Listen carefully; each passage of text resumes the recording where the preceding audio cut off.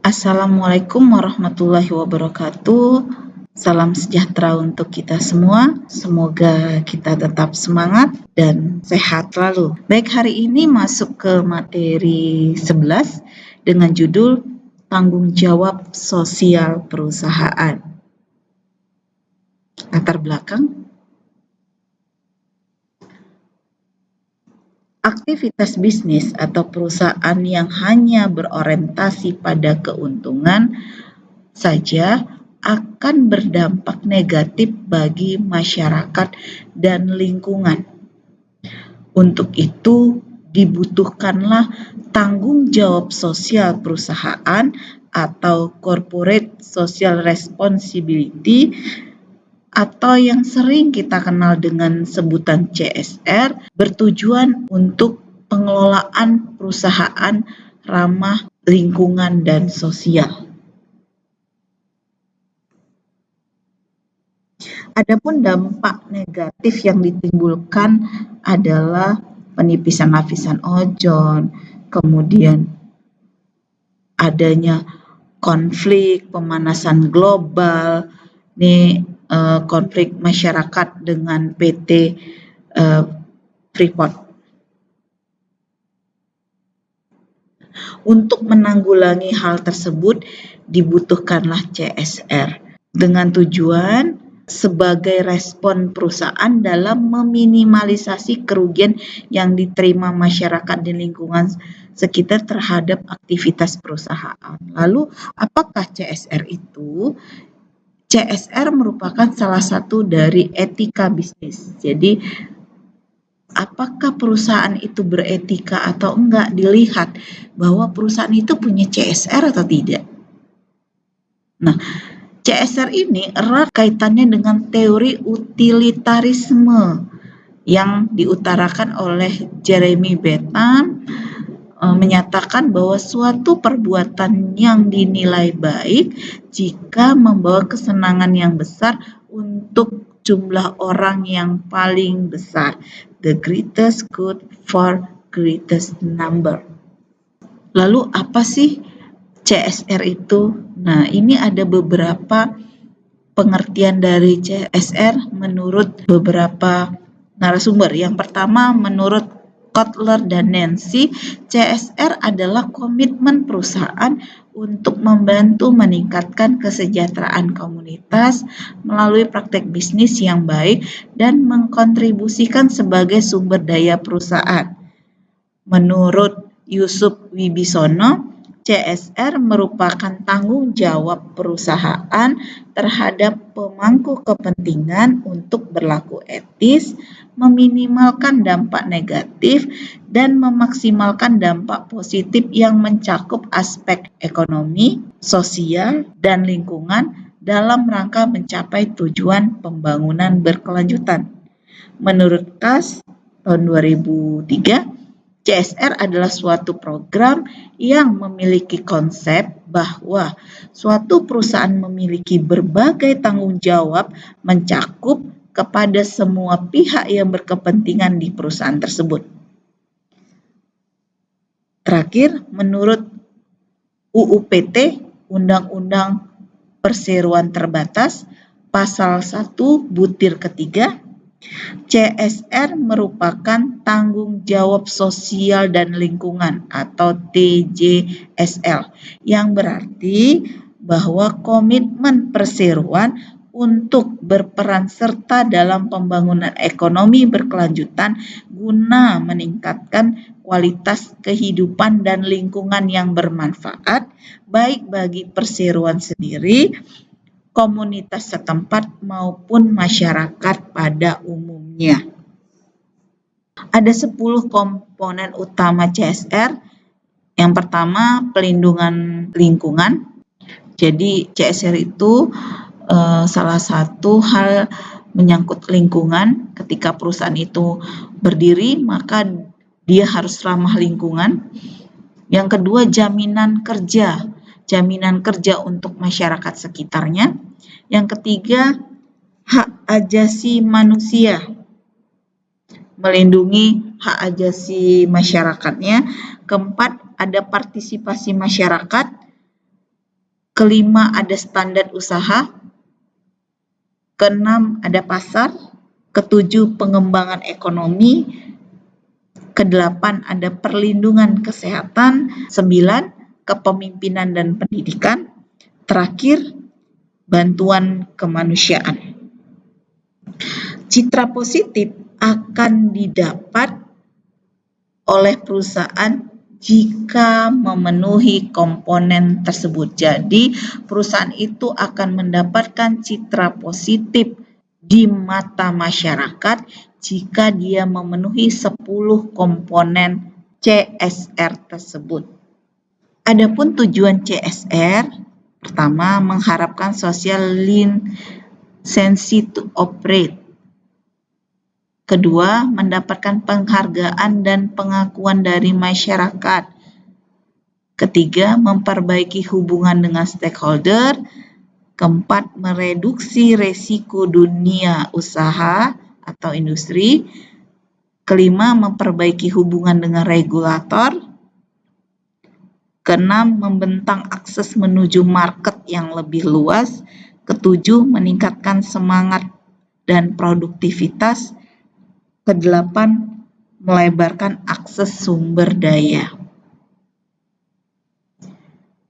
Ada 4 tipe perusahaan dalam menghadapi permasalahan sosial. Yang pertama, perusahaan bersifat reaktif. Ciri-cirinya, 1, tidak didukung manajemen. Yang kedua, manajemen merasa entitas sosial tidak penting. Ketiga, tidak adanya laporan tentang lingkungan sosial perusahaan.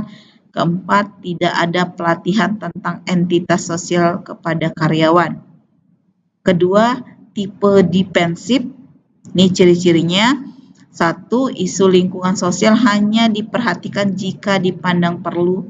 Yang kedua, sikap perusahaan tergantung pada kebijakan pemerintah tentang dampak lingkungan sosial yang harus dilaporkan.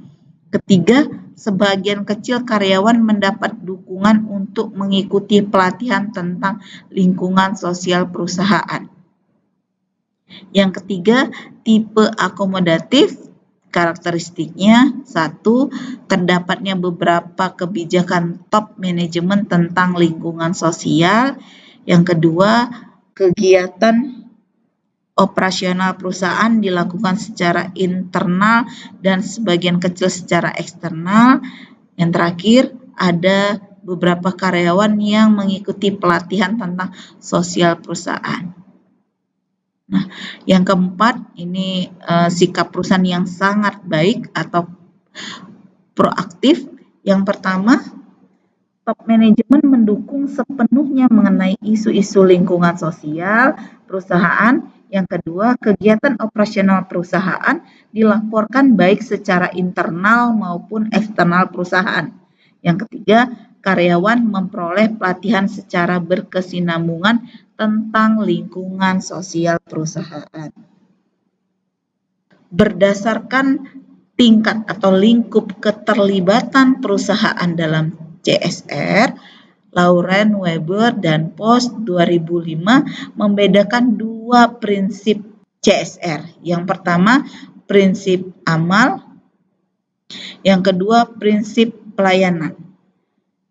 Nah, perbedaan dari kedua prinsip ini terletak pada kesadaran dan lingkungan keterlibatannya.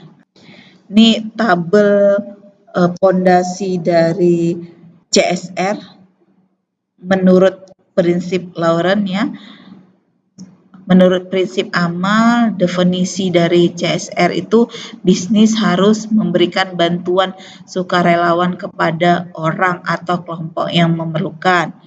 Kalau definisi CSR berdasarkan prinsip pelayanan, CSR sebagai agen publik, tindakan bisnis seharusnya mempertimbangkan semua kelompok pemangku kepentingan yang dipengaruhi oleh keputusan dan kebijakan perusahaan. Berdasarkan tipe aktivitas, prinsip amal untuk CSR itu tindakan filantropi korporasi atau tindakan sukarela untuk menunjang citra perusahaan.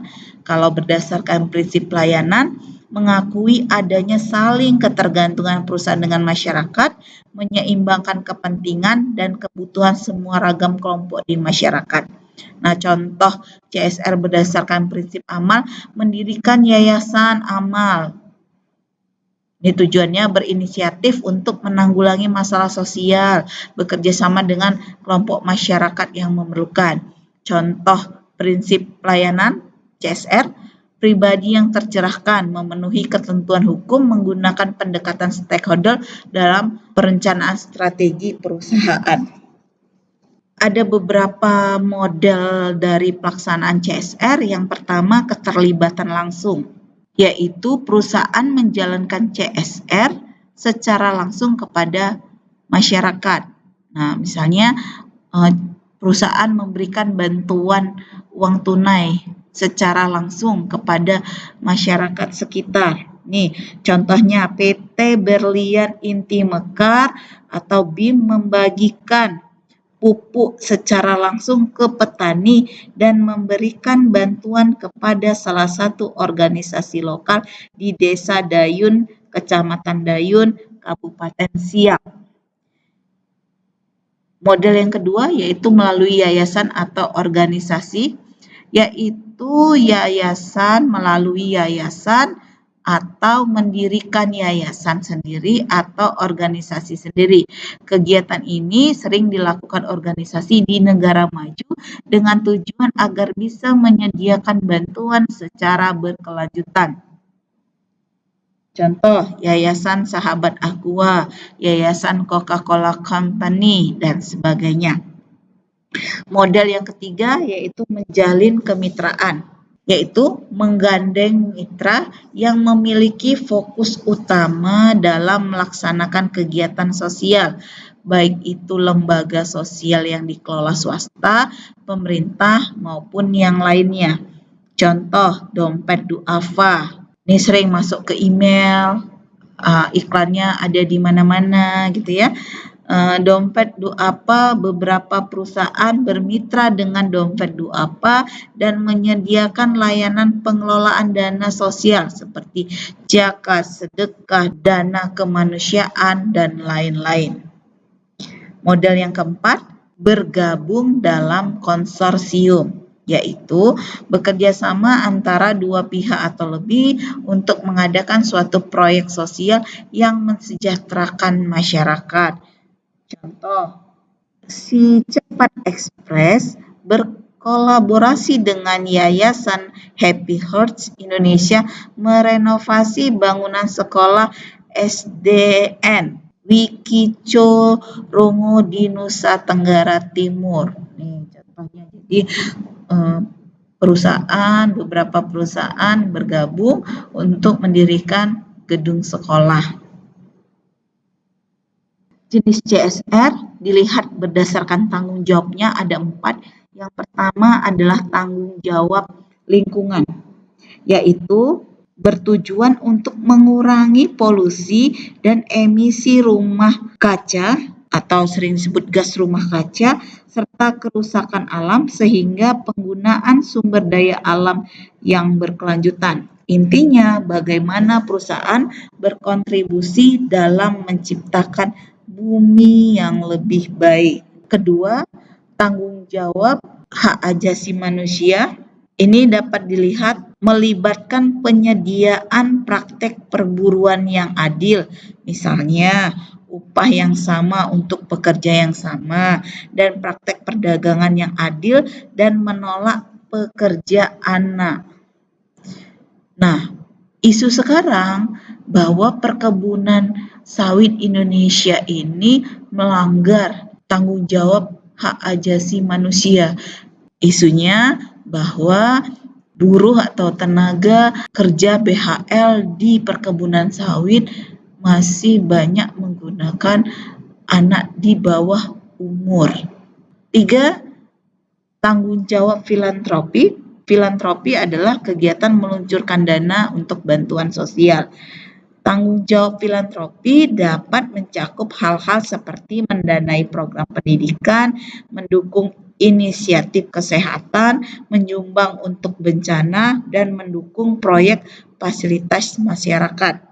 Jenis yang keempat, tanggung jawab ekonomi, meliputi peningkatan operasional bisnis perusahaan sambil berpartisipasi dalam praktek ekonomi masyarakat yang berkelanjutan. Contoh, pemberian sembako kepada masyarakat. Manfaat CSR dilihat dari segi masyarakatnya. Pertama, ini untuk masyarakat sekitar perusahaan. Satu, meningkatkan kualitas sumber daya masyarakat. Yang kedua, meningkatkan kesejahteraan masyarakatnya. Yang ketiga, kelestarian lingkungan terjaga. Keempat, terpelihara atau terbangunnya fasilitas umum. Nah, manfaat CSR untuk perusahaan, pertama membantu meningkatkan citra atau image perusahaan di mata publik atau masyarakat. Kedua, membuka potensi kerjasama dengan perusahaan. Yang ketiga, menjadi ciri khas perusahaan dari kompetitor. Yang terakhir, memperkuat brand atau merek perusahaan. Meskipun CSR adalah konsep yang sangat luas, yang dipahami dan dilaksanakan secara berbeda oleh masing-masing perusahaan, gagasan yang mendasari CSR adalah beroperasi secara ekonomi, sosial, dan ramah lingkungan. Contoh, PT Telkom Indonesia, CSR-nya mendirikan program Indonesia Digital Learning atau IDL. Program ini membantu para tenaga pendidik atau guru di Indonesia untuk lebih memanfaatkan teknologi komunikasi dan informasi. Yang kedua, PT Unilever aktif mengkampanyekan kesehatan pada produknya. Contoh, kampanye selalu cuci tangan dengan sabun Lifebuoy. Ini iklannya sedang marak ya di seluruh televisi swasta. Yang kedua, contohnya edukasi kesehatan gigi dan mulut melalui Pepsodent. Baik, demikian materi hari ini. Jika ada yang ingin didiskusikan atau ada pertanyaan, bisa dilanjutkan ke grup WA yang telah kita buat bersama. Saya tutup materi hari ini. Wabillahi taufiq wal hidayah. Wassalamualaikum warahmatullahi wabarakatuh.